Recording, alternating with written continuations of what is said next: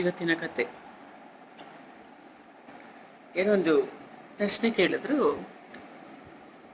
ಪ್ರೀತಿ ದೊಡ್ಡದ, ಧರ್ಮ ದೊಡ್ಡದ ಅಂತ. ಏನು ಉತ್ತರ ಹೇಳಿ. ಒಬ್ಬೊಬ್ಬರಿಗೂ ಒಂದೊಂದು ಅನ್ಸುತ್ತಲ್ವಾ, ಪ್ರೀತಿ ದೊಡ್ಡದ, ಧರ್ಮ ದೊಡ್ಡದ ಅಂತ. ಏನು, ಯಾವ್ದು ದೊಡ್ಡದು?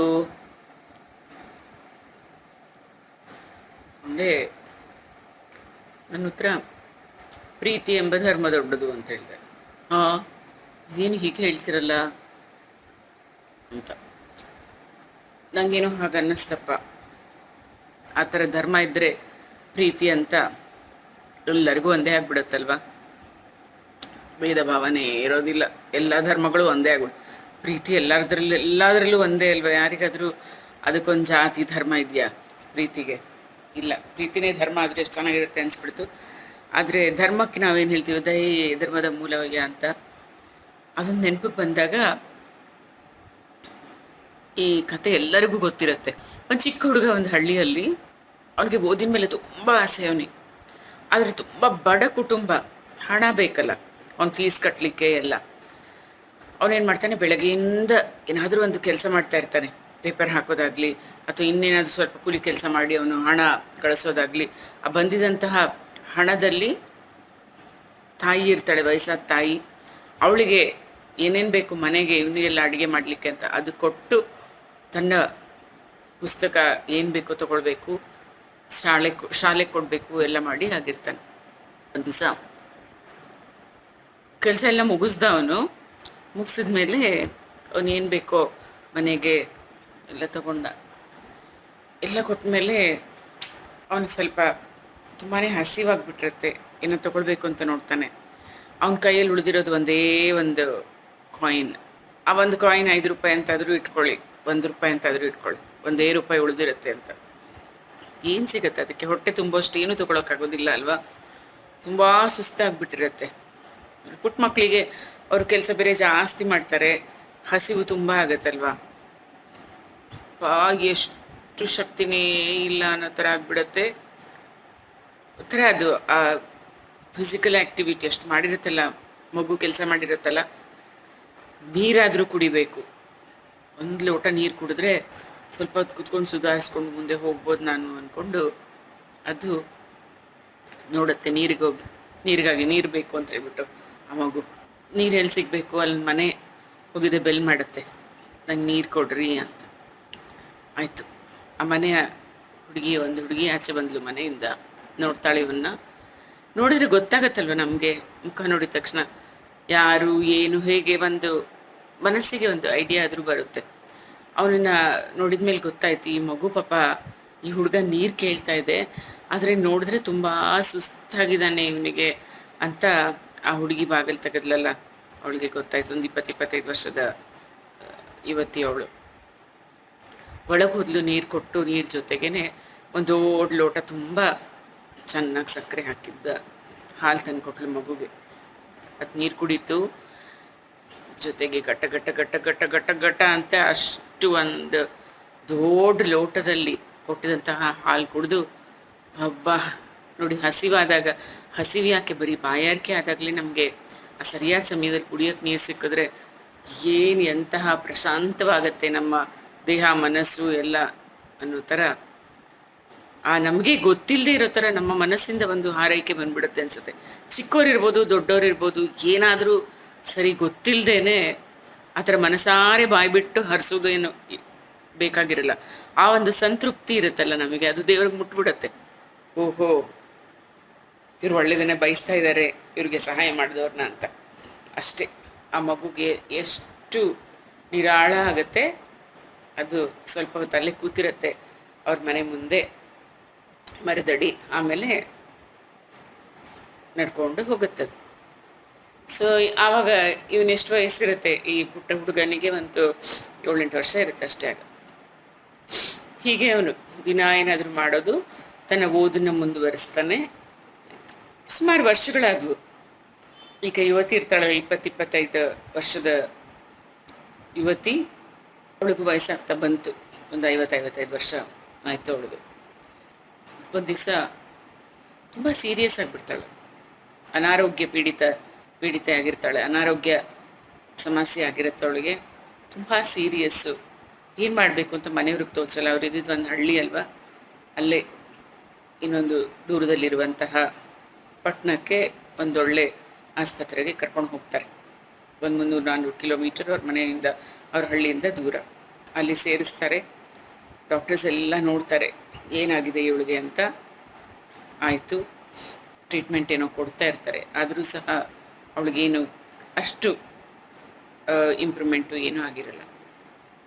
ಅದೇ ಸಮಯಕ್ಕೆ ಈಕೆಗೇನು ಒಂದು ಕಾಯಿಲೆ ಆಗಿರುತ್ತಲ್ಲ, ಆ ಕಾಯಿಲೆಯಲ್ಲಿ ಒಬ್ಬ ಸ್ಪೆಷಲೈಸ್ ಮಾಡಿದಂತಹ ಡಾಕ್ಟರ್ ಇರ್ತಾನೆ. ಅವನಿಗೆ ರೆಫರೆನ್ಸ್ ಹೋಗುತ್ತೆ, ಈ ಪೇಷಂಟ್ ನೋಡು ಅಂತ. ಬಂದು ನೋಡ್ತಾನೆ. ಯೂಶ್ವಲಿ ಏನು ಡಾಕ್ಟರ್ಸ್ ಪೇಷಂಟ್ ನೋಡುವಾಗ ಅವರ ಹೆಸರು, ಅವರ ಫ್ಯಾಮಿಲಿ ಬ್ಯಾಕ್ಗ್ರೌಂಡು, ಯಾವ ಊರು, ಪ್ರತಿಯೊಂದು ಇಂಪಾರ್ಟೆಂಟು. ಅದನ್ನೆಲ್ಲ ತಿಳ್ಕೊಳ್ಳೋಕ್ಕೆ ನೋಡ್ತಾ ಇರುವಾಗ ಯಾವ ಊರು ಅಂತ ನೋಡ್ತಾನೆ. ಅವನು ಮತ್ತೆ ಮತ್ತೆ ನೋಡ್ತಾನೆ, ಅದು ಎಲ್ಲಿಂದ ಬಂದಿರೋದು ಈ ಪೇಷಂಟ್, ಎಲ್ಲಿಂದ ಬಂದಿರೋದು.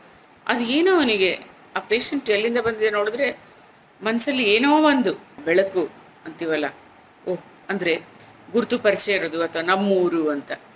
ಅವನಿಗೆ ಓ, ಇದು ನಮ್ಮೂರಲ್ವಾ, ನಾನು ಸಣ್ಣವನಿದ್ದಾಗ ಇದೇ ಹಳ್ಳಿನಲ್ಲಲ್ವಾ ನಾನು ಹುಟ್ಟಿದ್ದು ಬೆಳೆದಿದ್ದು ಎಲ್ಲ ಅಂತ ಅವನಿಗೆ ಏನೋ ಒಂದು.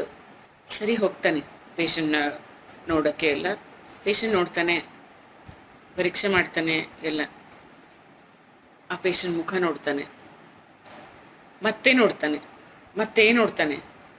ಅವನಿಗೇನೋ ನೆನಪು, ಎಲ್ಲೋ ನೋಡಿದ್ದೀನಿ.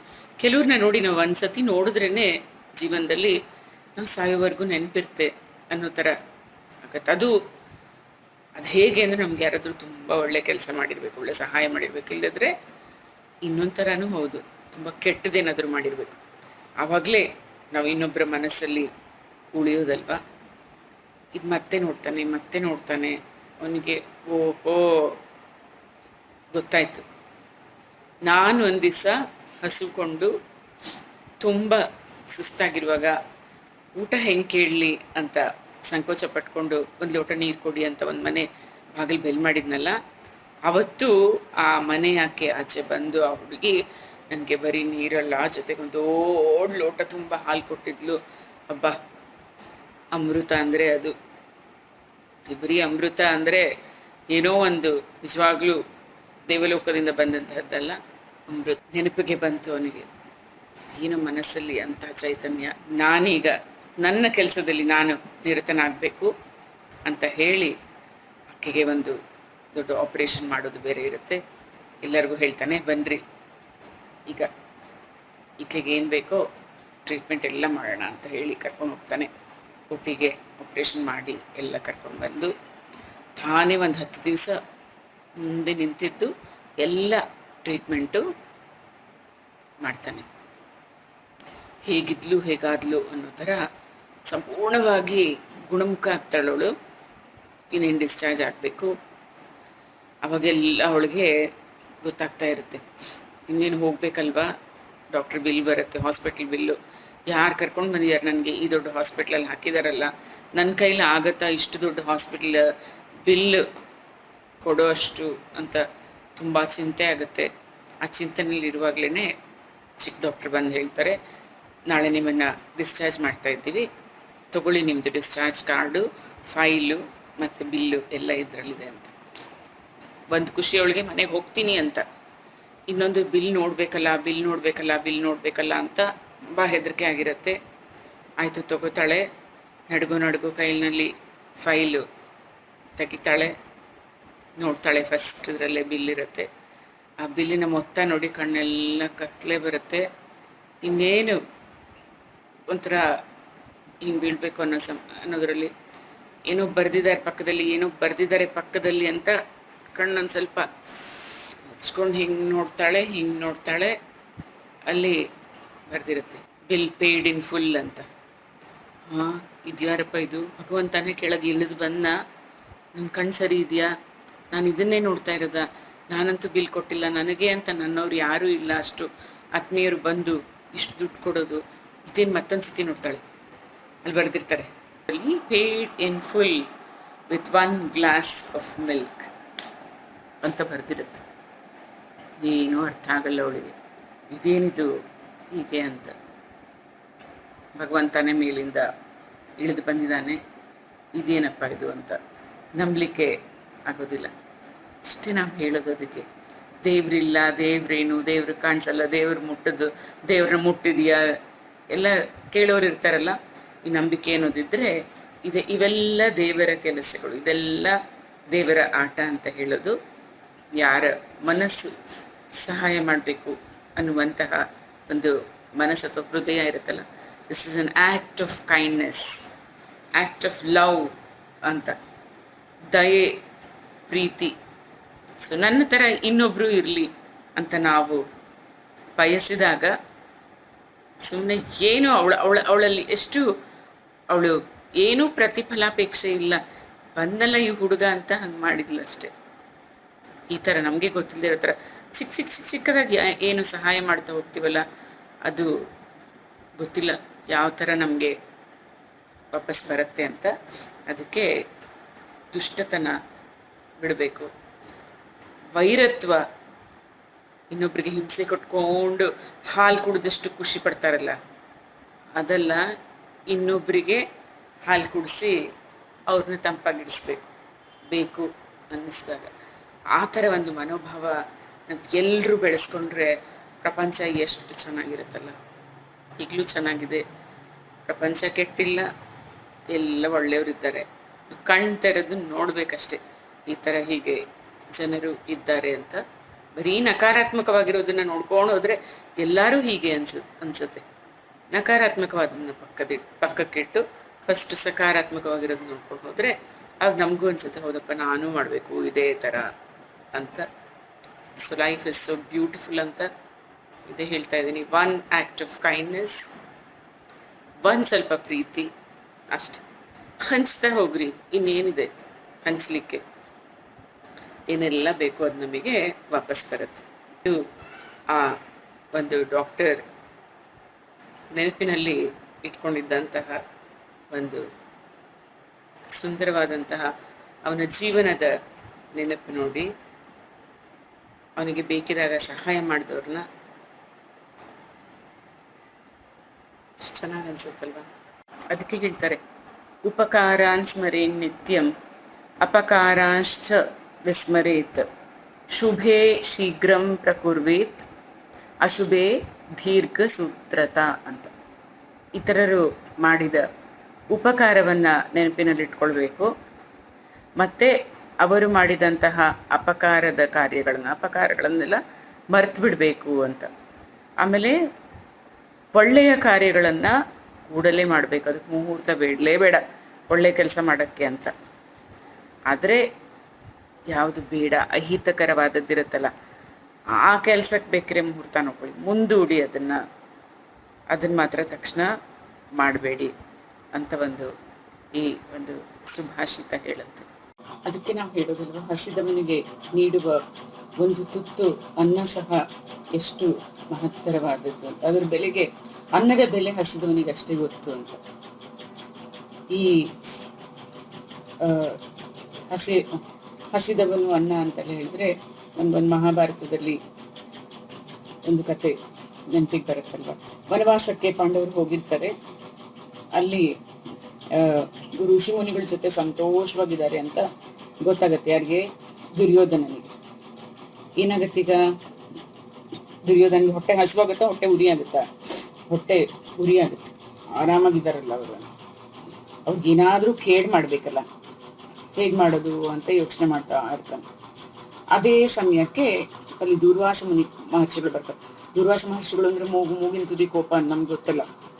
ಅದೇ ಸಮಯಕ್ಕೆ ಅವರು 16,000 ಶಿಷ್ಯಂದ್ರ ಜೊತೆ ಅಲ್ಲಿಗೆ ಬರ್ತಾರೆ. ಅವ್ರಿಗೆ ಅತಿಥಿ ಸತ್ಕಾರ ಎಲ್ಲ ಮಾಡ್ತಾನೆ, ಊಟ ಗೀಟ ಎಲ್ಲ ಮಾಡಿ ಅವರು ಪ್ರಸನ್ನರಾಗ್ತಾರೆ. ಇನ್ನೇನು ಹೊರಡಬೇಕು. ಆವಾಗ ಈ ಒಂದು ಕೆಟ್ಟ ಬುದ್ಧಿ ಯೋಚನೆ ಮಾಡ್ತಾ ಇರುತ್ತೆ, ಇವರಿಂದ ಏನಾದರೂ ಕೆಟ್ಟದ್ದು ಮಾಡೋಣ ಅವನಿಗೆ, ಪಾಂಡವರಿಗೆ ಅಂತ ಹೇಳ್ಬಿಟ್ಟು ಅವ್ರು ಹೇಳ್ತಾರೆ. ದುರ್ಯೋಧನ, ನೀನು ಎಷ್ಟು ಪ್ರೀತಿಯಾಗಿ ನಮ್ಮನ್ನು ಉಪಚಾರ ಮಾಡಿದೆ, ನಮಗೆ ಉಪಚರಿಸಿದೆ ಅಲ್ವಾ, ತುಂಬ ಸಂತೋಷ ಆಗಿದೆ, ನಿಂಗೆ ಯಾವ್ದಾದ್ರು ವರ ಬೇಕಿದ್ರೆ ಕೇಳ್ಕೊ ಅಂತ ಹೇಳ್ತಾರೆ ಅವರು. ಆಗ ಅವನಿಗೆ ಪಾಂಡವರಿಗೆ ಹಿಂಸೆ ಮಾಡಬೇಕು ಅಂತ ತಲೆ ಒಳಗೆ ಯೋಚನೆ ಇತ್ತಲ್ಲ, ಮನಸ್ಸಿತ್ತಲ್ಲ. ಅದಕ್ಕೋಸ್ಕರ ತುಂಬ ಅತಿ ವಿನಯಂ ದೂರ್ತ ಲಕ್ಷಣಂ ಅಂತ ಗೊತ್ತಲ್ಲ, ಅತಿ ವಿನಯದಿಂದ ಹೇಳ್ತಾನೆ, ಮುನಿವರಿಯರೇ, ನೀವು ನಂಗೆ ಇಷ್ಟೊಳ್ಳೆ ವರ ಕೊಟ್ಟು, ಅಂದರೆ ನನ್ನ ಇಷ್ಟೊಂದು ಹಾರೈಸಿದ್ರಲ್ವ, ಈಗ ಪಾಂಡವರೆಲ್ಲ ಕಾಡಿನಲ್ಲಿದ್ದಾರೆ, ನೀವು ಇಲ್ಲಿ ಬಂದು ನಮ್ಮ ಆತಿಥ್ಯನ ಸ್ವೀಕರಿಸಿದ್ರಲ್ಲ, ಅದೇ ಥರ ಅಲ್ಲೂ ಹೋಗಿದ್ದೆ, ನೀವು ಅವರ ಉಪಚಾರ ಪಡೀರಿ, ನಮಗೆ ಹೇಗೆ ಆಶೀರ್ವಾದ ಮಾಡಿದ್ರು ಅವ್ರಿಗೂ ಸಹ ನಿಮ್ಮ ಒಂದು ಆಶೀರ್ವಾದ ಇರಲಿ ಅಂತ. ದುರ್ವಾಸರು ಏನು ಅನ್ಕೋತಾ ಇರ್ತಾರೆ. ಆದರೆ ನನ್ನ ಒಂದು ಭಿನ್ನಹ ಏನು ಅಂತ ಹೇಳಿದ್ರೆ, ನೀವು ಅಲ್ಲಿ ದ್ರೌಪದಿ ಊಟ ಮಾಡಿದ ಮೇಲೆ ನೀವು ನಿಮ್ಮ 16,000 ಶಿಷ್ಯಂದ್ರ ಜೊತೆಗೆ ಹಸಿವಿಂದ ಅಲ್ಲಿಗೆ ಹೋಗಬೇಕು ಅಂತ ಹೇಳ್ತಾರೆ. ದುರ್ವಾಸ ಮುನಿಗಳು ಆಯಿತು ಅಂತ ಹೋದ್ರು. ಈ ದುರ್ಯೋಧನ ಒಂದು ದೊಡ್ಡ ಸಂಚೆ ಇದೆ, ಅವನು ಯಾಕೆ ಕೇಳ್ದ ಈ ಥರ ಅಂತ ಹೇಳ್ಬಿಟ್ಟು ಗೊತ್ತಲ್ಲ. ಸೂರ್ಯ ಪಾಂಡವರಿಗೋಸ್ಕರ ಅಕ್ಷಯ ಪಾತ್ರೆ ಇರುತ್ತೆ, ಒಂದು ಆಹಾರ ಅವ್ರಿಗೆ ಸೌಕರ್ಯಕ್ಕಾಗಿ ಒಂದು ಅಕ್ಷಯ ಪಾತ್ರೆ ಕೊಟ್ಟಿರ್ತಾನೆ. ಅದರಲ್ಲಿ ಯಾವತ್ತಿದ್ರೂ ಬರ್ತಾನೆ ಇರುತ್ತೆ ಅನ್ನ. ಎಷ್ಟು ಬರುತ್ತೆ ಅಂತ ಹೇಳಿದ್ರೆ, ದ್ರೌಪದಿ ಊಟ ಮಾಡೋ ತನಕ ಬರ್ತಾ ಇರುತ್ತೆ. ಆಮೇಲೆ ದ್ರೌಪದಿ ಊಟ ಮಾಡಿದ್ಮೇಲೆ ನಿಂತು ಹೋಗುತ್ತದೆ. ಈ ಒಂದು ಅವನು ತಲೆಯಲ್ಲಿ ಇಟ್ಕೊಂಡು ದುರ್ಯೋಧನ ಹೇಳಿರ್ತಾನೆ, ಅಲ್ಲಿ ಹೋಗ್ರಿ ಅಂತ ಹೇಳ್ಬಿಟ್ಟು. ಎಷ್ಟು ಜನ ಬೇಕಿರೋ ಊಟ ಮಾಡ್ಬೋದು, ದ್ರೌಪದಿ ಊಟ ಮಾಡ್ತಾರೆ, ಆ ಥರ ಇರುತ್ತದು ಅಕ್ಷಯ ಪಾತ್ರೆ. ಆದರೆ ದ್ರೌಪದಿ ಊಟ ಮಾಡಿದರೆ ಮಾತ್ರ ಆಮೇಲೆ ಆಹಾರ ಸಿಗೋದೇ ಇಲ್ಲ. ಇದೊಂದು ಸಂಶಯ ಉಂಟು. ಆಯಿತು ಅಂತ ಈಗ ಅವನ ಮನಸ್ಸಲ್ಲೇನೋ, ಅವಾಗ ಹೋದಾಗ ದ್ರೌಪದಿ ಊಟ ಆಗಿಬಿಟ್ಟಿರುತ್ತೆ, ಅವ್ರೇನೋ ಆತಿಥ್ಯ ಮಾಡೋಕ್ಕಾಗೋದಿಲ್ಲ ದುರ್ವಾಸನಿಗಳಿಗೆ. ಚೆನ್ನಾಗಿ ಕೋಪ ಬಂದಮೇಲೆ ಶಾಪ ಕೊಟ್ಟು ಹೋಗ್ತಾರೆ ಇವ್ರಿಗೆ ಅಂತ, ಪಾಂಡವರೆಲ್ಲ ನಾಶ ಆಗಿಬಿಡ್ತಾರೆ ಅನ್ನೋ ಥರ. ಆಯಿತು, ಇವನಿಗೆ ಮಾತು ಕೊಟ್ಟರೆಲ್ಲ ಹೋದರು ದುರ್ವಾಸರು. ಎಲ್ಲ ಶಿಷ್ಯಂದ್ರನ್ನ ಕರ್ಕೊಂಡು ಪಾಂಡವರು ವಾಸವಾಗಿದ್ದ ಕಾಡಿಗೆ ಹೋದರು. ಮಧ್ಯಾಹ್ನ ಅಲ್ಲಿ ಪಾಂಡವರು ಗುಡಿಸಲಿಗೆ ಹೋದರು. ಧರ್ಮರಾಯ ನೋಡ್ತಾನೆ, ಮುನಿಗಳು ಬಂದ್ರಲ್ಲ ಅಂತ ಭಕ್ತಿ ಪ್ರೀತಿ ಅದರಿಂದ ಅವ್ರನ್ನ ಎದುರುಗೊಳ್ತಾನೆ. ಅತಿಥಿ ಸತ್ಕಾರ ಮಾಡಬೇಕಲ್ಲ, ಅವ್ರಿಗೆಲ್ಲ ಉಪಚಾರ ಮಾಡ್ತಾನೆ. ಅವ್ನಿಗೆ ಏನು ಸಂದೇಹನೇ ಬರಲಿಲ್ಲ, ಯಾಕೆ ಬಂದಿದ್ದಾರೆ ಇವರು ಅಂತ. ಆಮೇಲೆ ಅವ್ನು ಹೇಳ್ತಾನೆ, ಧರ್ಮರಾಜ ಹೇಳ್ತಾನೆ, ಸ್ವಾಮಿ ನೀವು ಸ್ನಾನ ಸಂಧ್ಯಾ ವಂದನೆ ಎಲ್ಲ ಮುಗಿಸ್ಕೊಂಡು ಬನ್ನಿ ಅಂತ, ಆತಿಥ್ಯ ಸ್ವೀಕರಿಸ್ಬೇಕಲ್ಲ ಅದಕ್ಕೆ. ಆಯಿತು ಅಂತ ಹೇಳ್ತಾರೆ. ಎಲ್ಲ ಶಿಷ್ಯಂದ್ರನ್ನ ಕರ್ಕೊಂಡು ನದಿಗೆ ಹೋಗ್ತಾರೆ. ಹೋದ್ಮೇಲೆ ಈ ಕಡೆ ದ್ರೌಪದಿ ಹೇಳ್ತಾಳೆ, ಯೋಚನೆ ಶುರುವಾಯಿತು. ಧರ್ಮರಾಯನ ಹತ್ರ ಹೇಳ್ತಾಳೆ, ಆರ್ಯಪುತ್ರ, ಸೂರ್ಯ ಭಗವಾನರು ಕೊಟ್ಟಿರುವಂತಹ ಅಕ್ಷಯ ಪಾತ್ರೆ ನಾನು ಊಟ ಮಾಡೋವರೆಗೂ ಮಾತ್ರ ಊಟ ಕೊಡ್ತಾ ಇರುತ್ತದು. ಆದರೆ ಇವತ್ತೇನಾಗಿದೆ, ನಂದು ಊಟ ಆಗೋಗಿದೆ. ಊಟ ಮಾಡಿದ ನಂತರ ಇವ್ರು ಬಂದಿದ್ದಾರೆ, ಇವ್ರಿಗೆ ಸ್ನಾನ ಸಂಧ್ಯಾ ವಂದನೆ ಎಲ್ಲ ಮಾಡಿ ಬನ್ನಿ ಅಂತ ಹೇಳ್ತಾ ಇದ್ದೀರಾ. ನಾವು ಏನು ಮಾಡೋದು ಈಗ, ನನಗೇನು ಒಂದು ತೋಚ್ತಾ ಇಲ್ಲ, ಭೋಜನನೇ ಇಲ್ವಲ್ಲ ನಮ್ಮ ಹತ್ರ ಅಂತ ತುಂಬ ಚಿಂತೆ ಆಗಿಬಿಡುತ್ತೆ ಅವಳಿಗೆ. ಏನು ಮಾಡೋದು ಅಂತ. ಇವ್ರು ವಾಪಸ್ ಬಂದಮೇಲೆ ನಾವು ಅವ್ರ ಶಾಪಕ್ಕೆ ಗುರಿಯಾಗೋಗ್ತೀವಿ ಅಂತ ದ್ರೌಪದಿಗಷ್ಟು ಚಿಂತೆ ಶುರುವಾಗುತ್ತೆ. ಆಮೇಲಿಂದ ದ್ರೌಪದಿಗೆ ಯಾಕೆ ನೆನಪು ಬರ್ತಾರೆ, ಸಂಕಟ ಬಂದಾಗ ವೆಂಕಟರಮಣ ಅನ್ನೋ ಥರ ಆಪತ್ತಿನಲ್ಲಿ ಯಾರು ಪಾಂಡವರಿಗೆ? ಕೃಷ್ಣ ಪರಮಾತ್ಮ ಅಲ್ವಾ. ಸೊ ಕೃಷ್ಣ ಪರಮಾತ್ಮನ ಮನಸ್ಸಿನಲ್ಲೇ ಭಕ್ತಿಯಿಂದ ಧ್ಯಾನ ಮಾಡ್ತಾಳೆ ದ್ರೌಪದಿ. ಧ್ಯಾನ ಮಾಡಿದಾಗ, ಹೇ ಕೃಷ್ಣ, ಎಲ್ಲರ ಸಂಕಟವನ್ನು ನೀನು ಓಡೋಡಿ ಬಂದು ಪರಿಹಾರ ಮಾಡ್ತೀಯ ಅಲ್ವಾ. ಆವತ್ತು ದುರ್ಯೋಧನನ ಸಭೆಯಲ್ಲಿ ನನ್ನ ಮಾನ ರಕ್ಷಣೆ ಮಾಡಿದೆ ಅಲ್ವಾ. ಇವತ್ತೊಂದು ಆಪತ್ತು ಬಂದಿದೆ, ಇವತ್ತು ಸಹ ನೀನೇ ನಮ್ಮನ್ನು ರಕ್ಷಿಸ್ಬೇಕು, ನನಗೆ ಏನು ಮಾಡೋಕ್ಕೆ ಗೊತ್ತಾಗ್ತಾ ಇಲ್ಲ ಅಂತ ಪ್ರಾರ್ಥನೆ ಮಾಡ್ತಾಳೆ. ಆ ಪ್ರಾರ್ಥನೆಗೆ ಭಕ್ತ ಕರೆದ್ರೆ ಕೃಷ್ಣ ಬರದೇ ಇರ್ತಾನ ಅಂತ ಕೃಷ್ಣ ಪರಮಾತ್ಮ ಕೂಡಲೇ ದ್ರೌಪದಿಗೆ ಮುಂದೆ ಪ್ರತ್ಯಕ್ಷ ಆಗ್ತಾನೆ. ಅವಳು ದ್ರೌಪದಿ ಹೇಳ್ತಾಳೆ, ದುರ್ವಾಸ ಮುನಿಗಳು ಮತ್ತು ಅವ್ರ ಶಿಷ್ಯಂದ್ರೆಲ್ಲ ಬಂದ್ಬಿಟ್ಟಿದ್ದಾರೆ ಅಂತ. ಆ ಕೃಷ್ಣ ಹೇಳ್ತಾನೆ ದ್ರೌಪದಿಗೆ, ನನಗೂ ಹಸುವಾಗ್ತಾ ಇದೆ, ತಿನ್ನೋಕ್ಕೆ ಏನಾದರೂ ಬೇಕು, ಏನಿದೆ ನಿಮ್ಮಲ್ಲಿ ಅಂತ. ತುಂಬ ದುಃಖ ಆಗೋಗುತ್ತೆ ದ್ರೌಪದಿಗೆ. ಇದೊಳ್ಳೆ ಏನು ಹೇಳ್ತಾರೆ, ದುರ್ಭಿಕ್ಷದಲ್ಲಿ ಅಧಿಕ ಮಾಸ ಅಂತ ಹೇಳ್ತಾರಲ್ಲ, ಗಾದೆ ಇಲ್ಲಲ್ಲ, ಆ ಥರ. ತಿನ್ನೋಕ್ಕೆ ಇಲ್ಲ, ಅಧಿಕ ಮಾಸ, ಇನ್ನೊಂದು ಇದು ಹೆಚ್ಚಿಗೆ ಆಯ್ತು ಮಾಸ ಅಂತ ಹೇಳಿದ್ರೆ ಏನು ಮಾಡಬೇಕು ಅಂತ ಆ ಥರ ಆಗಿಬಿಡತ್ತೆ. ತುಂಬ ಬಿಕ್ಕಿ ಹೇಳ್ತಾಳೆ, ಕೃಷ್ಣ ನೀನು ಹೀಗೆ ಹೇಳ್ತಾ ಇದೆಯಲ್ಲ, ಏನು ಮಾಡಲಿ? ಕೃಷ್ಣಂಗೆ ಏನು ಕೊಡದೆ ಪಾಪ ಅವನು ಹಸಿವು ಅಂತ ಕೇಳಿದಾಗ ಹೇಗೆ ಅಂತ. ಆಗ ಕೃಷ್ಣ ಹೇಳ್ತಾನೆ, ದ್ರೌಪದಿ ನೀನು ತೊಳೆದಿಟ್ಟಿದ್ದಿಲ್ಲ ಅಕ್ಷಯ ಪಾತ್ರೆ ತೊಗೊಂಡು ಬಾ. ಅವಳು ತೊಳೆದು ಅದನ್ನ ಮುಗಿಸಿ ಹಾಕಿರ್ತಾಳೆ, ತೊಗೊಂಡು ಬಾ, ಅದರಲ್ಲಿ ಏನಾದರೂ ಇದ್ರೆ ನೋಡ್ತೀನಿ ಅಂತ. ಇವಳು ಹೇಳ್ತಾಳೆ, ಅಲ್ಲ ಕೃಷ್ಣ, ನಾನೇ ಅದನ್ನು ತೊಳೆದಿಟ್ಟಿದ್ದೀನಲ್ಲ, ಏನಿರುತ್ತೆ ಅದರಲ್ಲಿ ಅಂತ. ತಗೊಂಬ, ಅದರಲ್ಲಿ ಏನಾದರೂ ಇರ್ಬೋದು ಅಂತ ಹಿಂಗೆ ಪಾತ್ರೆ ಎಲ್ಲ ಒಳಗೆಲ್ಲ ನೋಡ್ತಾನೆ. ಪಾತ್ರೆ ನನ್ನ ಪರಿಹಾಸ ಮಾಡ್ತಾ ಇದೆಯಾ ಕೃಷ್ಣ ಅಂದರೆ, ಇಲ್ಲ ತಗೊಂಬ ಅಂತ ತಗೋತಾನೆ. ಆ ಪಾತ್ರೆ ನೋಡಿ ಒಂದು ಕಡೆಗೆ ಪಾತ್ರೆಗೆ ಒಂದೇ ಒಂದು ಅಗಳು ಅನ್ನ ಮೆತ್ಕೊಂಡಿರುತ್ತೆ, ಒಂಚೂರು ಸೊಪ್ಪಿನ ಚೂರು ಅಂಟ್ಕೊಂಡಿರುತ್ತೆ. ಇದು ನನಗೆ ಸಾಕು ಅಂತ ಕೃಷ್ಣ ಆ ಅಗಳು ತಗೋತಾನೆ, ಬಾಯಲ್ಲಿ ಹಾಕೊಂಡಿರ್ತಾನೆ. ಅಬ್ಬಬ್ಬಬ್ಬ ಹಿಂಗಿದೆ ನೋಡಿ. ತಿನ್ಬಿಟ್ಟು ಅವನು ಹೇಳ್ತಾನೆ, ಲೋಕನಾಯಕ ಇದರಿಂದ ತೃಪ್ತಿ ಹೊಂದಲಿ ಅಂತ ಹೇಳ್ತಾನೆ. ಆಮೇಲೆ ಧರ್ಮರಾಜನನ್ನು ಕರೀತಾನೆ. ಕರೆದ್ಬಿಟ್ಟು ದುರ್ವಾಸ ಮುನಿಗಳಿದ್ದಾರಲ್ಲ ಅವ್ರನ್ನ ವಶಿಷ್ಠಂದ್ರನ್ನೆಲ್ಲ ಊಟ ಕರ್ಕೊಂಬ ಅಂತ. ಆವಾಗ ಧರ್ಮರಾಯ ತನ್ನ ಸಹೋದರ ಸಹದೇವನ್ನ ಕಳಿಸ್ತಾನೆ, ಹೋಗು ಮುನಿಗಳನ್ನ ಕರ್ಕೊಂಡು ಬಾ ಹೋಗು ಅಂತ. ಆದರೂ ಏನು ಊಟನೇ ಇಲ್ವಲ್ಲ, ಭೋಜನನೇ ಇಲ್ಲ, ಹೆಂಗೆ ಬಾಯೋರ್ನವ್ರನ್ನ ಕರ್ಕೊಂಡು ಬಾ ಅಂತ ಇದ್ದಾರೆ. ಏನು ಔತಣ ಮಾಡ್ತಾನೋ ಕೃಷ್ಣ, ಏನು ಮಾಡ್ತಾನೋ ಗೊತ್ತಿಲ್ಲ ಅಂತ ಪಾಂಡವರಿಗೂ ಏನು ಹೇಳಕ್ಕೆ ಗೊತ್ತಾಗ್ತಾ ಇಲ್ಲ. ಆಯಿತು ಅಂತ ಹೋಗ್ತಾರೆ.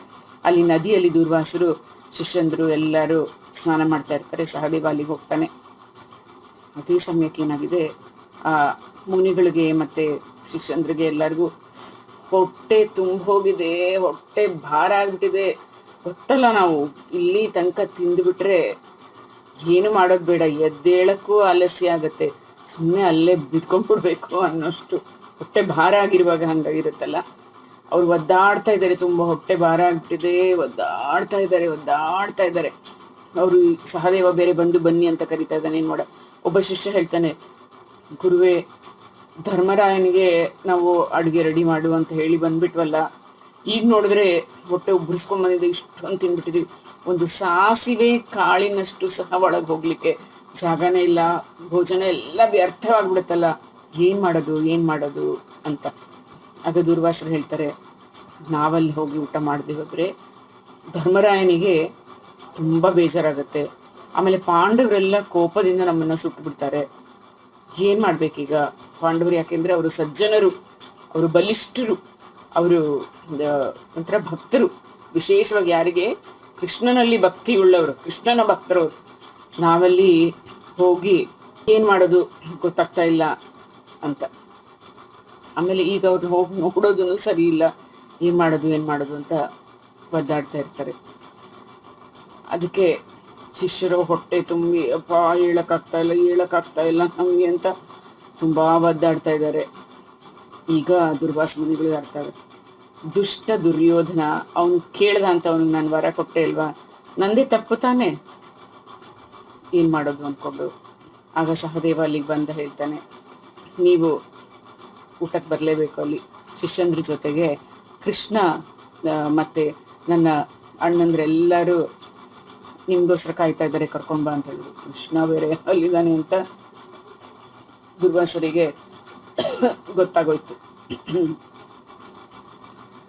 ಗಡ ನಡಕ ಶುರುವಾಯಿತು. ಕೃಷ್ಣ ಪರಮಾತ್ಮನೇ ಅಲ್ಲಿದ್ದಾನಲ್ಲ.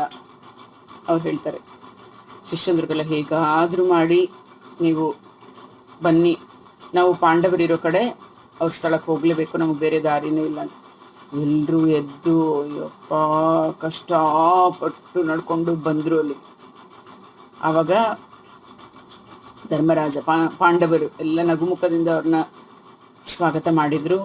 ಕೃಷ್ಣ ದುರ್ವಾಸರನ್ನ ಹಿಂಗೆ ನೋಡ್ದಷ್ಟೆ ಆ ಒಂದು ನೋಟದಲ್ಲೇ ಎಲ್ಲ ಇದೆ. ದುರ್ವಾಸರ ಮುಖ ಬಿಳಿಸ್ಕೊಂಡ್ಬಿಡ್ತು.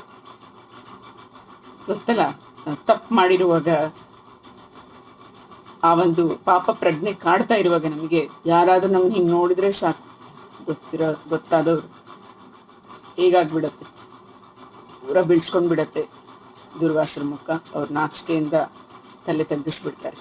ಕೃಷ್ಣನ ಕುರಿತು ಅವ್ರು ಹೇಳ್ತಾರೆ, ಭಗವಂತ ನಾನು ಒಂದು ವಂಚನೆಗೆ ಸಹಾಯಕನಾಗ್ಬಿಟ್ಟೆ ಅಲ್ವಾ. ಅವ್ನು ಮಾಡ್ತಾ ಇದ್ದಿದ್ದು ವಂಚನೆ, ಯಾರು? ದುರ್ಯೋಧನ. ಆ ಥರ ಒಂದು ವಂಚಕನಿಗೆ ನಾನು ಸಹಾಯಕನಾಗ್ಬಿಟ್ಟೆ ವಂಚನೆ ಮಾಡಲಿಕ್ಕೆ. ಇಷ್ಟು ಪುಣ್ಯಶಾಲಿಗಳಾಗಿದ್ದಾರೆ ಪಾಂಡವರು, ಅವ್ರಿಗೆ ನಾನೊಂದು ದ್ರೋಹ ಮಾಡೋಕ್ಕೆ ಒಂದು ಪ್ರಯತ್ನ ಮಾಡಿಬಿಟ್ಟೆ. ಆದರೆ ನಿನ್ನ ಪ್ರೇಮ ನಿನ್ನ ಕೃಪೆ ಇರೋವರೆಗೆ ಅವರನ್ನು ಯಾರು ಏನೂ ಮಾಡೋಕ್ಕಾಗೋದಿಲ್ಲ, ನನ್ನನ್ನು ಕ್ಷಮಿಸ್ಬಿಡು ಅಂತ ಕೃಷ್ಣನಿಗೆ ಪ್ರಾರ್ಥನೆ ಮಾಡ್ತಾನೆ.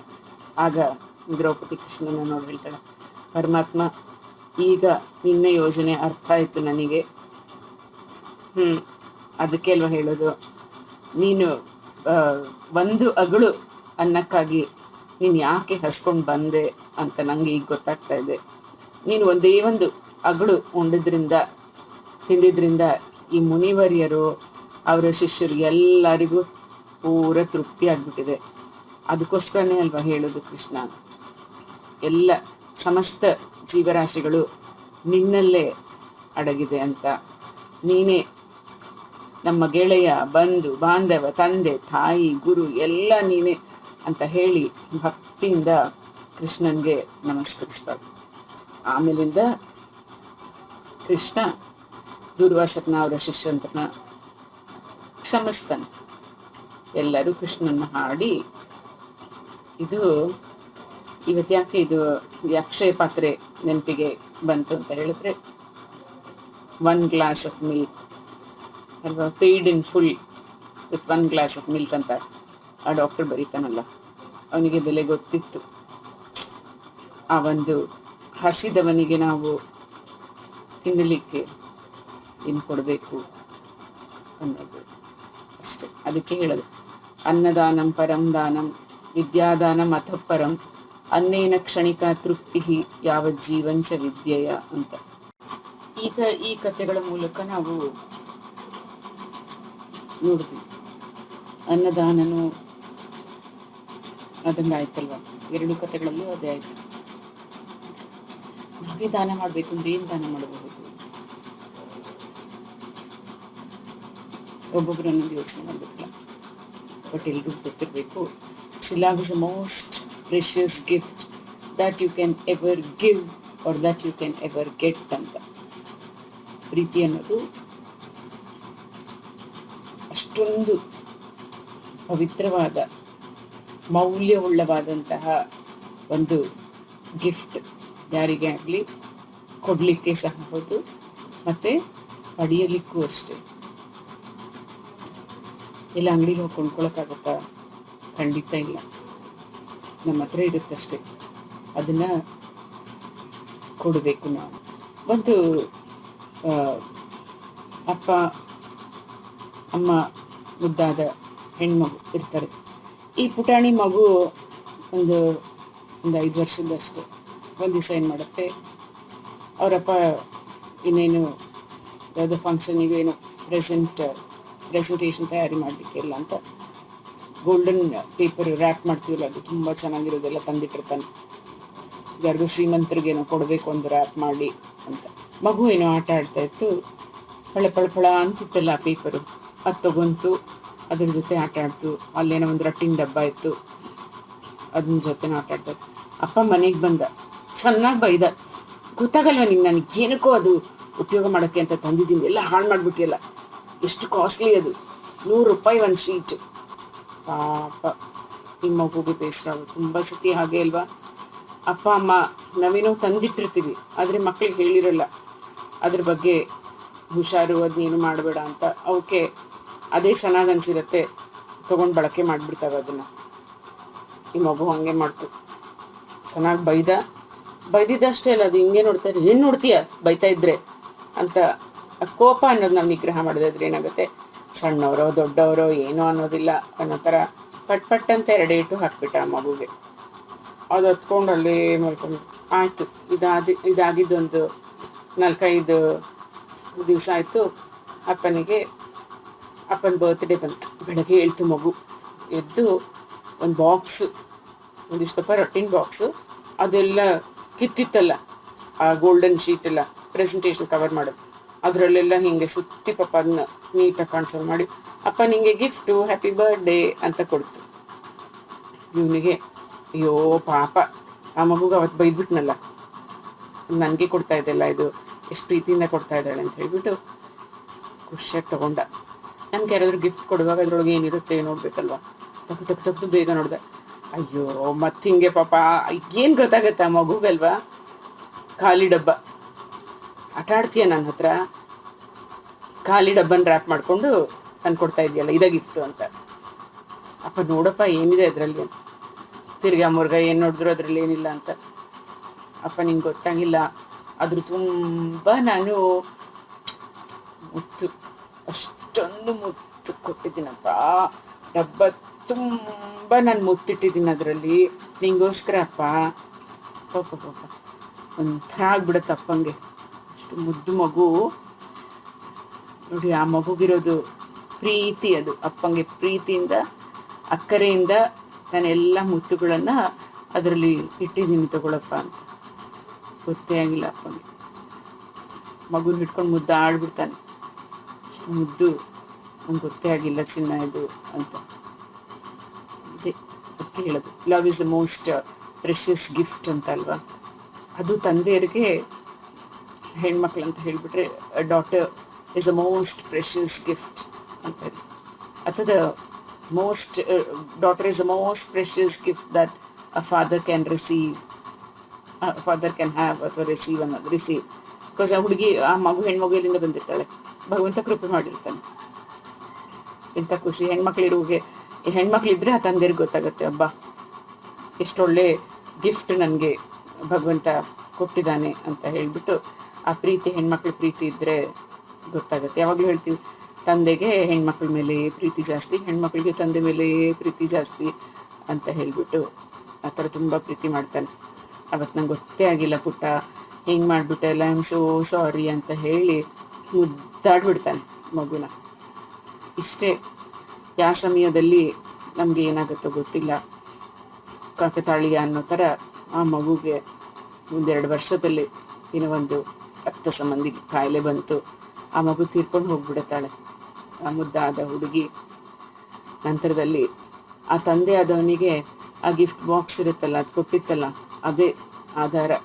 ಅದು ನೋಡಿದಾಗೆಲ್ಲ ಅವನಿಗೆ ಮಗು ಬಂದು ಮುತ್ತು ಕೊಟ್ಟಿರೋ ನೆನಪಲ್ಲೇ ಉಳ್ಕೊಂಡ್ಬಿಟ್ಟಿರುತ್ತೆ. ಪ್ರೀತಿ ಎನ್ನುವಂತಹ ಗಿಫ್ಟ್ ಇರುತ್ತಲ್ಲ, ಅದನ್ನು ನಾವು ನಿಜವಾಗ್ಲೂ ಅದಕ್ಕೆ ಅದು ಬೆಲೆ ಕಟ್ಟಲ್ಲ ಆಗದ್ದು. ಆದರೆ ಕೊಡ್ಲಿಕ್ಕಿದೆ ನಮ್ಮ ಹತ್ರ. ಎಲ್ಲರನ್ನ ಪ್ರೀತಿ ಮಾಡ್ರಿ, ದ್ವೇಷ ಬೇಡ. ಪ್ರೀತಿ ಅಷ್ಟು ನಾವು ಎಷ್ಟು ಮಾಡ್ತಾ ಇರ್ತೀವೋ ನಮ್ಮಲ್ಲಿ ದೇಹದಲ್ಲಿ ನಾವಷ್ಟೇ ಪ್ರೀತಿ ಅಲ್ಲ, ಪ್ರತಿಯೊಂದು ಎಷ್ಟು ಟ್ರಿಲಿಯನ್ ಸೆಲ್ಸ್ ಇದೆಲ್ಲ, ಪ್ರತಿಯೊಂದು ಜೀವಿನೂ ಒಂದು ಜೀವಂತವಾಗಿ, ಪ್ರತಿಯೊಂದು ಜೀವಕೋಶ ಒಂದೊಂದು ಮನುಷ್ಯನ ಥರಾನೇ ಅದು ಆ್ಯಕ್ಟ್ ಮಾಡುತ್ತೆ ಅಂತ ಹೇಳೋದು ಅಷ್ಟೇ. ನಗುನಗ್ತಾ ಪ್ರೀತಿಯಿಂದ ಎಲ್ಲರೂ ಇದ್ದರೆ ಎಷ್ಟು ಚೆನ್ನಾಗಿ ಅನ್ಸುತ್ತಲ್ವಾ. ಆ ಖುಷಿ ನಿಮಗೆ ಯಾರಿಗೇನೊಂದು ದೊಡ್ಡ ಬಂಗ್ಲೋ ಕೊಟ್ಟರು ಸಹ ಬರೋದಿಲ್ಲ. ಇದೇ ಒಂದು ಜೀವನದ ನೀತಿ. ಖುಷಿಯಾಗಿರೋಣ, ಎಲ್ಲರನ್ನೂ ಪ್ರೀತಿ ಮಾಡ್ತಾ ಇರೋಣ. ಈಗೆಲ್ಲ ಮಕ್ಕಳಿಗೆ ಟೀಚರ್ಸ್ ಕಂಡ್ರೆ ಹೆದರಿಕೆನೇ ಇಲ್ಲ. ಟೀಚರ್ಸ್ ಹೊಡೆಯೋದಿಲ್ವಲ್ಲ, ಟೀಚರ್ ಬೈತಾ ಇದ್ದಾರೆ.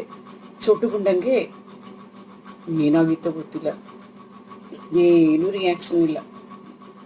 ಎಷ್ಟು ಚೆನ್ನಾಗಿದ್ದ ಅಲ್ವೋ, ಇಷ್ಟು ಬೈತಾ ಇದ್ದೀನಿ, ನಿನಗೆ ಏನೂ ಆಗ್ತಾ ಇಲ್ವೇನೋ ಅಂತ ಹೇಳಿದ್ರೆ ನಿಂತ್ಕೋತಾನೆ. ನೀವೇ ಹೇಳಿದ್ರಲ್ಲ ಸರ್, ಏನೋ ಹೇಳಿದೆ ನಾನು ಸರ್, ನೀತಿ ಪಾಠ ಅವತ್ತು ಹೇಳ್ಕೊಟ್ರಲ್ಲ ಸರ್, ಏನದು ಅಂದರೆ ಸರ್ ಹೇಳಲ್ಲ ಸರ್, ಹೇಳು, ಅದಕ್ಕೆ ಕೇಳ್ತಾ ಇರೋದು ಸರ್. ಹೇಳಿದ್ರಲ್ಲ ನಾಯಿ ಬೊಗಳಿದ್ರೆ ದೇವಲೋಕ ಹಾಳಾಗತ್ತೇನೋ ಅಂತ, ಅದಕ್ಕೆ ಸರ್ ನಾನು ಸುಮ್ಮನೆ ಇದ್ದೀನಿ. ಎಷ್ಟು ಧೈರ್ಯ ಇವನಿಗೆ ಅಂದರೆ, ನಮ್ಮ ಚೋಟುಗಳು ಊರೆಲ್ಲ ತಿರುಗಾಡ್ತಾನಂತೆ. ಇವನು ಎಲ್ಲಿ ಹೋದ ಅಂತ ಅವರಪ್ಪ ಹುಡುಕ್ತಾ ಇರೋದು. ಅದಕ್ಕೆ ಅವರಪ್ಪಂಗೆ ಎಲ್ಲರೂ ಒಂದು ಒಳ್ಳೆ ಹೆಸರು ಇಟ್ಟಾರಂತೆ. ಏನು ಹೆಸರು? ಎಲ್ಲಿ ಹುಡುಕಾಡ್ತೀವಿ ನಾವು, ಏನು ಬೇಕು ನಮಗೆ ಅಂದರೆ ಎಲ್ಲಿ ಹುಡುಕಾಡ್ತೀವಪ್ಪ, ಎಲ್ಲಿ ಹುಡುಕ್ತೀವಿ?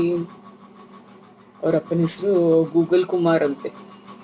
ಮಕ್ಕಳನ್ನ ಹುಡುಕ್ತಾ ಇರ್ತಾರಲ್ಲ, ಅಷ್ಟು ತಮಾಷೆ ಮಾಡ್ತಾರಂತೆ ಅವರಪ್ಪಂಗೆ ಎಲ್ಲರೂ. ನಮ್ಮ ಚೋಟು ಗುಂಡ ಹೆಂಗಿದ್ದಾನೆ ನೋಡ್ರಿ. ಬೊಮ್ಮ ಇದ್ದಾನಲ್ಲ ಅವ್ರ ಕ್ಲಾಸಲ್ಲಿ, ಅವನಿಗೆ ತುಂಬ ಈಸಿ ಕ್ವೆಶ್ಚನ್ ಕೇಳೋಣ ಅಂತ ಟೀಚರ್ ಕೇಳ್ತಾರಂತೆ. ಏ ಬೊಮ್ಮ ಹೇಳಿ ಮಿಸ್, ಆನೆ ದೊಡ್ಡದೋ ಇರುವೆ ದೊಡ್ಡದೋ ಅಂತ. ಆನೆ ದೊಡ್ಡದೋ ಇರುವೆ ದೊಡ್ಡದ? ನಂಗೇನು ಗೊತ್ತು ಮಿಸ್. ಹೇಯ್, ಇದಕ್ಕೂ ಆನ್ಸರ್ ಹೇಳಕ್ ಬರೋದಿಲ್ಲ. ಅಯ್ಯೋ, ಅವ್ರು ಡೇಟ್ ಆಫ್ ಬರ್ತ್ ಕೊಡಿ ಮಿಸ್, ನಾನು ಹೇಳ್ಬಿಡ್ತೀನಿ ಯಾರು ದೊಡ್ಡದು ಅಂತ ಹೇಳ್ತಾನಂತೆ ಬೊಮ್ಮ. ನೋಡಿದ್ರ ಬೊಮ್ಮನು ಎಷ್ಟು ಚುರುಕು ಅಂತ. ಇದೇ ಥರ ಒಂದು ಟೀಚರ್ಸ್ಗೆ ತುಂಬ ಆಟ ಆಡಿಸ್ತಾರಪ್ಪ. ಈ ಮಕ್ಕಳು ಸಣ್ಣ ವಯಸ್ಸಿನಿಂದ ಶುರು ಮಾಡ್ಕೊಂಡ್ಬಿಡ್ತಾರೆ. ಸೈನ್ಸ್ ಟೀಚರ್ ಏನೋ ಕೇಳ್ತಾರೆ, ಡೈಸಲ್ಫೈಡ್ ಡೈಹೈಡ್ರೋಜನ್ ಏನೋ ಒಂದು ಯಾವುದೋ ಒಂದು ಫಾರ್ಮುಲಾ ಕೇಳಿದ್ರೆ ಮಕ್ಕಳಿಗೆ ಏನು ಡೈಸಲ್ಫೈಡ್ ಡೈಹೈಡ್ರೋಜನ್, ಏನು ಸಾಯ್ಬೇಕಷ್ಟೇ, ಡೈ ಅಂದರೆ ಸಾಯೋದಷ್ಟೇ ಗೊತ್ತು ಅಂತ. ನಮ್ಮ ಲೋಟಸ್ ಹೇಳ್ತಾಳೆ, ಇಲ್ಲ ಕಣೋ ಇನ್ನೊಂದು ಡೈ ಇದೆ ಏನಂದರೆ, ನಮ್ಮಮ್ಮ ತಲೆಗೆ ಹಚ್ಕೋತಾರೆ, ಹಚ್ಚಿದ್ರೆ ಹಿಂಗೆ ಬಿಳಿ ಕೂದಲು ಕಾಣಿಸುತ್ತಲ್ಲ, ತಲೆಗೆ ಹಚ್ಕೊಂತಾರೆ ಕಣೋ ಅಂತ. ಅದು ಡೈ, ಆಯಿತು ಬಿಡೆ ಡೈ ಅಂತ. ಮಿಸ್ ಕೇಳ್ತಾ ಇದ್ದಾರೆ ಏನು ಆನ್ಸರ್ ಹೇಳಬೇಕು ಅಂತ. ಅದಕ್ಕೆ ಹಂಚುಟ್ಕೊಂಡೆ ನಿಂತ್ಕೊಂಡ್ಬಿಟ್ಟು, ಜಂಬಲ ಕಡೆ ಪಂಬ ಮಿಸ್ ಅಂತ. ಏನೋದು? ಅದು ನೀವು ಹೇಳಿದಂಗೆ ಇತ್ತು ಮಿಸ್, ನಮಗೆ ಅರ್ಥ ಆಗಿಲ್ಲ. ಈ ಸೈನ್ಸ್ ಟೀಚರ್ ಪಾಠ ಮಾಡೋದು ಗೊತ್ತಾಗಿಲ್ಲ. ಪಾಠ ಮಾಡ್ತಾ ಇದ್ರೆ ಇವೆಲ್ಲ ಕುತ್ಕೊಂಡು ಕೇಳಿಸ್ಕೋಬೇಕಲ್ವಾ, ಗಲಾಟೆ ಮಾಡಿದ್ರೆ ಏನಾದರೂ ಗೊತ್ತಾಗತ್ತಾ? ಈ ಮಕ್ಕಳಿಗೆ ಏನಾದರೂ ಒಂದು ಕೆಲಸ ಕೊಡಬೇಕು, ಬುದ್ಧಿ ಏನೋ ಇದೆ, ಈ ಮಕ್ಕಳ ಬುದ್ಧಿ ನಾನು ಪರೀಕ್ಷೆ ಮಾಡಬೇಕು ಅಂತ ಹೇಳಿಬಿಟ್ಟು ಇಂಗ್ಲೀಷ್ ಟೀಚರ್ ಬಂದ್ಬಿಟ್ಟು 2 ಒಂದು ಬುದ್ಧಿ ಪರೀಕ್ಷೆ ಮಾಡುವಂತಹ ಕ್ವಿಜ್ ಅವರಿಗೆ ಅಲ್ಲಿ ಹಾಕ್ತಾರೆ. ಇದಕ್ಕಿಷ್ಟಕ್ಕೂ ಆನ್ಸರ್ ಮಾಡಬೇಕು, ಯಾರು ಫಸ್ಟ್ ಆನ್ಸರ್ ಮಾಡ್ತಿರೋ ಅವರಿಗೆ ಒಂದು ಪ್ರೈಸ್ ಕೊಡ್ತೀನಿ ಅಂತ ಹೇಳ್ಬಿಟ್ಟು ಎಲ್ಲ ಕುತ್ಕೊಂಡು ಹಿಂಗೆ ಬೇಗ ಬೇಗ ಬೇಗ ಬೇಗ ಬೇಗ ಬೇಗ ಬೇಗ ಬೇಗ ಬರ್ಕೊಳ್ಳೋಕ್ಕೆ ಶುರು ಮಾಡ್ಕೊಳ್ತಾರಂತೆಲ್ಲ. ಅಷ್ಟೊಳಗೆ ಒಂದು ಇವಳಿಗೆ ಯಾರಿಗೆ, ಲೋಟಸ್ಸಿಗೆ ಅವ್ರ ಸೀಕ್ರೆಟ್ ಅಂತ ಹೇಳಿದ್ವಲ್ಲ, ಮತ್ತೆ ಆ ಟೀಚರ್ ಸೀಕ್ರೆಟ್ ಅಂದರೆ ಏನು ಮಗು ಹೇಳಿ, ವಾಟ್ ಈಸ್ ಅ ಸೀಕ್ರೆಟ್ ಅಂತ. ಸೀಕ್ರೆಟ್ ಅಂದರೆ ಏನು ಹೇಳೋದು ಮಿಸ್ ಅಂದರೆ, ಏನು ಗೊತ್ತಾ ಮಿಸ್, ಅಪ್ಪ ನಮ್ಮಮ್ಮನ ಕಿವಿಲೇನೋ ಹೇಳಿರ್ತಾನಲ್ಲ, ಅದು ನಮ್ಮಮ್ಮ ಹೋಗಿದ್ದೆ ಊರಲ್ಲಿರೋರಿಗೆಲ್ಲ ಹೇಳ್ತಾಳೆ, ಅದೇ ಸೀಕ್ರೆಟ್ ಮಿಸ್ ಅಂತ. ಹೆಂಗಸ್ರ ಮನಸ್ಸಲ್ಲಿ ಸೀಕ್ರೆಟೇ ಉಳಿಯೋದಿಲ್ಲ ಅಂತ ಹೇಳ್ತಾರೆ. ಹೆಂಗಸ್ರ ಬಾಯಲ್ಲಿ, ಮನಸ್ಸಲ್ಲ, ಹೆಂಗಸ್ರ ಬಾಯಲ್ಲಿ ಗುಟ್ಟು ಉಳಿಯೋದೇ ಇಲ್ಲ ಅಂತ ಹೇಳ್ತಾರೆ. ಅದಕ್ಕೆ ಅವಳು ಕರೆಕ್ಟಾಗಿ ಹೇಳಿದ್ಲು. ಎಷ್ಟು ಜಾಣೆ ನೋಡಿದ್ರ ನಮ್ಮ ಸೀಕ್ರೆಟ್ ಲೋಟಸ್. ಅವಳಿಗೆ ಎಲ್ಲ ಸೀಕ್ರೆಟ್ ಅಂದರೆ ಅವಳಿಗೆ ಎಲ್ಲ ಕೇಳ್ತಾ ಇರ್ತಾರೆ. ಇದೇ ಥರ ಮಕ್ಕಳನ್ನೆಲ್ಲರೂ ಒಂದು ಜೈಲ್ ವಿಸಿಟ್ ಅಂತ ಕರ್ಕೊಂಡು ಹೋಗ್ತಾರಂತೆ, ನಮ್ಮ ಗುಂಡನ್ ಸ್ಕೂಲ್ ಮಕ್ಕಳನ್ನೇ. ಅಲ್ಲಿ ಹೋಗುವಾಗ ಹೇಗೆ ಜೈಲ್ ಹೇಗಿರುತ್ತೆ ನೋಡಬೇಕು, ಮತ್ತು ಕೈದಿಗಳು ಹೇಗಿರ್ತಾರೆ, ಅವ್ರನ್ನ ಹೇಗಿಟ್ಟಿರ್ತಾರೆ ಎಲ್ಲ ಹೋಗ್ತಾರೆ. ಈ ಹುಡುಗರಿಗೆಲ್ಲ ಯಾರನ್ನಾದ್ರೂ ಒಬ್ಬರನ್ನ ಮಾತಾಡಿಸ್ಬೋದು ಅಂತ ಬಿಡ್ತಾರೆ. ಪಾಪ ಅನಿಸುತ್ತೆ ಒಬ್ಬ ಕೈದಿನ ನೋಡಿ, ಚೆನ್ನಾಗೇ ಇರ್ತಾನೆ ಅವನು. ಹೋಗಿದ್ದೆ ಇಂಟರ್ವ್ಯೂ ಮಾಡೋ ಥರ ಕೇಳ್ತಾರೆ ಅವನಿಗೆ, ನಿನ್ನ ಹೆಸರೇನು ಅಂತ ಹೇಳ್ತಾನ ಅವನ ಹೆಸರು. ನಮಗೆ ಇಲ್ಲಿ ಜೈಲರ್ ಇದ್ದರು, ಜೈಲ್ ಹೆಡ್ ಇರ್ತಾರಲ್ಲ, ಜೈಲ್ ಸೂಪರಿಂಟೆಂಡೆಂಟ್, ಜೈಲರ್ ಹೇಳಿದ್ರು, ನಿನ್ನ ನೋಡೋಕ್ಕೆ ಯಾರೂ ಬರೋದಿಲ್ವಂತೆ. ಅದೆಲ್ಲ ಒಂದು ಎಲ್ಲ ಮಾಹಿತಿ ಎಲ್ಲ ಕಲೆಕ್ಟ್ ಮಾಡ್ತಾ ಇರ್ತಾರೆ ಮಕ್ಕಳು. ನಿನ್ನ ನೋಡೋಕೆ ಯಾರೂ ಬರೋದಿಲ್ವಂತೆ ಅಂತ. ಪಾಪ ಈ ಮಕ್ಕಳೆಲ್ಲ ಎಷ್ಟು ಬೇಜಾರು ಮಾಡಿಕೊಂಡು ಅವನ್ನ ಕೇಳಿದ್ರು. ಅವನು ನನ್ನ ನೋಡೋಕ್ಕೆ ಯಾರು ಬರ್ತಾರೆ, ನನ್ನ ಹೆಂಡತಿ, ಮಕ್ಕಳು, ನನ್ನ ತಮ್ಮ, ನನ್ನ ಅಣ್ಣ ಎಲ್ಲ ಇದೇ ಜೈಲಲ್ಲೇ ಇದ್ದಾರೆ ಅಂತ ಹೇಳಿದ್ನು. ಅವ್ರಿಗೆ ಗೊತ್ತಾಗೋಯ್ತು, ಓಹೋ ಇವರ ಸಂಸಾರ, ಇವರ ಫ್ಯಾಮಿಲಿನೇ ಕೊಳ್ರ ಫ್ಯಾಮಿಲಿಯಪ್ಪ ಇವರು ಅಂತ ಹೇಳ್ಬಿಟ್ಟು. ಆಮೇಲೆ ಇನ್ನೊಬ್ಬ ತುಂಬ ಘೋರವಾದ ಅಪರಾಧ ಮಾಡಿದಂತಹ ಕೈದಿ, ಅವನು ನೋಡ್ರಿ, ಇದೆಲ್ಲ ಯಾಕೆ ನೋಡಬೇಕು ಅಂದರೆ, ನೀವು ಈ ಥರ ಎಲ್ಲ ಮಾಡಬಾರ್ದು, ಜೀವನ ಪಾಠ ಕಲ್ತ್ಕೊಳ್ಬೇಕು ಅಂತ ಇಲ್ಲಿ ಕರ್ಕೊಂಡು ಬಂದಿರೋದು ಅಂತ ಅವನ ಹತ್ರ. ಅವನಿಗಿನ್ನೇನು ನಾಳೆ ಬೆಳಗ್ಗೆ ಆದರೆ 5 ಗಂಟೆಗೆ ಇವ್ರು ಹೋಗಿರ್ತಾರೆ ನೋಡೋಕ್ಕೆ, ಅವನಿಗೆ ನಾಳೆ 5 ಗಂಟೆಗೆ ಗಲ್ಲು ಶಿಕ್ಷೆ ಅಂತೆ. ಈ ಮಕ್ಕಳೆಲ್ಲ ನಿಂತ್ಕೊಂಡು ಏನಾಗ್ತಾ ಇದೆ ನೋಡ್ತಾ ಇದ್ದಾರೆ. ಆ ಜೈಲರ್ ಬಂದು ಹೇಳ್ತಾನೆ, ನಾಳೆ ನಿನ್ಗೆ 5 ಗಂಟೆಗೆ ಗಲ್ಲು ಶಿಕ್ಷೆ ಅಂತ. ಅವ್ನಿಗೇನು ಭಯನೇ ಇಲ್ವಾ, ಪಕ್ಕ ಪಕ್ಕ ಪಕ್ಕ ಪಕ್ಕ ನಾಗಕ್ಕೆ ಶುರು ಮಾಡಿದ್ರೆ ಈ ಮಕ್ಕಳೆಲ್ಲ ಯಾಕೆ ಇವ್ನು ಹಿಂಗಾಗ್ತಾನೆ, ಇವ್ರಿಗೆ ಗಲ್ಲು ಶಿಕ್ಷೆ ಅಂದ್ರೇ ಹೆಂಗೆ ಹಾಕ್ತಾರೆ ಗಲ್ಲಿಗೆ ಏನು, ಅದೆಲ್ಲ ಪಾಪ ಕೇಳ್ಕೊಬೇಕು ನೆಕ್ಸ್ಟು ಅಂತೆಲ್ಲ ಯೋಚನೆ ಮಾಡ್ತಾ ಇರ್ತಾರೆ ಅಂತ. ಅಯ್ಯೋ ಜೈಲರ್ ಬುದ್ಧಿ ಇಲ್ವಾ ನಿಮಗೆ, ನಾನು ಎಷ್ಟೊತ್ತಿಗೆ ಹೇಳ್ತೀನಿ, ನಾನು ಹೇಳೋದೇ 8 ಗಂಟೆಗೆ, 5 ಗಂಟೆಗೆ ಗಲ್ಲು ಶಿಕ್ಷೆ ಅಂತ, ನಾನು ಎದ್ದಿದ್ರೆ ತಾನೆ ಆವಾಗ ಅಂತ ಹೇಳ್ತಾನೆ. ಅವಾಗ ಈ ಮಕ್ಕಳಿಗೆ ಯಪ್ಪ ನೋವಿನಲ್ಲೂ ಸ್ವಲ್ಪ ಹೀಗೆ ಏನೋ ಒಂದು ಅಮಾಯಕವಾದಂತಹ ಉತ್ತರ ಕೊಟ್ಟು ಅಲ್ಲೂ ಆ ನೋವು ಮರೆಯಾಗೋ ಥರ ಇದೆ ಅಲ್ಲಪ್ಪ ಅಂತ ಸಾಕಪ್ಪ ನಾವೆಲ್ಲ ಜೈಲಿಂದ ಹೋಗ್ಬಿಡೋಣ, ನಾವು ಹಿಂಗೆಲ್ಲ ಏನು ತಪ್ಪು ಮಾಡಬಾರ್ದು. ಮತ್ತು ಅವರೆಲ್ಲ ಯೋಚನೆ ಮಾಡ್ತಾರೆ, ನಾವೆಲ್ಲ ತಪ್ಪು ಮಾಡೋರಿಗೆ ಒಂದು ಬುದ್ಧಿ ಕಲಿಸ್ಬೇಕು, ಬುದ್ಧಿವಾದ ಹೇಳಬೇಕು, ಹೀಗೆಲ್ಲ ಕಳ್ತನ ಮಾಡೋದು ತಪ್ಪು, ಅದನ್ನೆಲ್ಲ ನಾವು ದೊಡ್ಡವರಾದ್ಮೇಲೆ ಯಾವುದಾದ್ರು ಯೋಜನೆ ಹಾಕೊಳ್ಳೋಣ ಅಂತ ಹೇಳ್ಬಿಟ್ಟು ಆಚೆ ಬರ್ತಾ ಇರ್ತಾರೆ. ಅಲ್ಲಿ ಆಚೆ ಎಲ್ಲ ಒಂದು 4-5 ಜನ ಪೊಲೀಸರು ಇರ್ತಾರೆ. ಅವರೆಲ್ಲ ಪೊಲೀಸರು ಬೆತ್ತ ನೋಡ್ತಾರೆ. ಪೊಲೀಸರು ಬೆತ್ತ ಓದಕ್ಕೆ ಸ್ಟ್ರೇಟಾಗಿರುತ್ತಲ್ಲ, ಈ ಬೆತ್ತ ಎಲ್ಲ ಹಿಂಗಾಗ್ಬಿಟ್ಟಿರುತ್ತೆ. ಬಿಲ್ಲು ಬಾಣ ಗೊತ್ತಲ್ವ ನಮಗೆ, ಬಿಲ್ ಹೆಂಗಿರುತ್ತೆ ಹಿಂಗಾಗ್ಬಿಟ್ಟಿರುತ್ತೆ. ಎಲ್ಲ ಪೊಲೀಸಪ್ಪ ಹೆಂಗಿದೆ ನಿನ್ ದೊಣ್ಣೆ ಯಾತಕ್ಕೆ ಹಿಂಗಾಗಿದೆ ಅಂದರೆ ಚೋಟು ಕೇಳ್ಬಿಡ, ಬಂದ್ರು ಈಗ ಲಾಕ್ಡೌನ್ ಅಲ್ವಾ, ಆಚೆ ಬಂದಿರೋರಿಗೆಲ್ಲ ಹಿಂದ್ಗಡೆ ಹೊಡೆದು ಅದೇ ಶೇಪ್ ಆಗಿಬಿಟ್ಟಿದೆ ಕಣೋ, ಬಂದರು ಹೋಗ್ಬಿಡೋಣ, ಆಮೇಲೆ ನಮಗೆಲ್ಲಾದರೂ ಹೊಡೆದು ಗಿಡ್ದಾರು ಅಂತ ಎಲ್ಲರನ್ನೂ ಕಳ್ಕೊಂಡು ಚೋಟು ಓಡೋಗ್ಬಿಡ್ತಾನೆ. ಸೊ ಈಗ ನೆಕ್ಸ್ಟ್ ಏನಿರುತ್ತೆ ಚೋಟು ಕೆಲಸ, ಟೀಚರ್ ಒಂದು ಕೊಟ್ಟಿದ್ರಲ್ಲ ಪಜಲ್ಲು, ಇಂಗ್ಲೀಷ್ ಟೀಚರು, ಆ ಸಮಸ್ಯೆನ ಬಗೆಹರಿಸ್ಬೇಕು. ಯಾರು ಅದನ್ನು 2 ನಿಮಿಷದಲ್ಲಿ ಮುಗಿಸ್ತಾರೋ ಅವರಿಗೆ ಫಸ್ಟ್ ಪ್ರೈಸ್ ಅಂತೆ. ನೋಡೋಣ ಏನಾಗುತ್ತೆ ಅಂತ.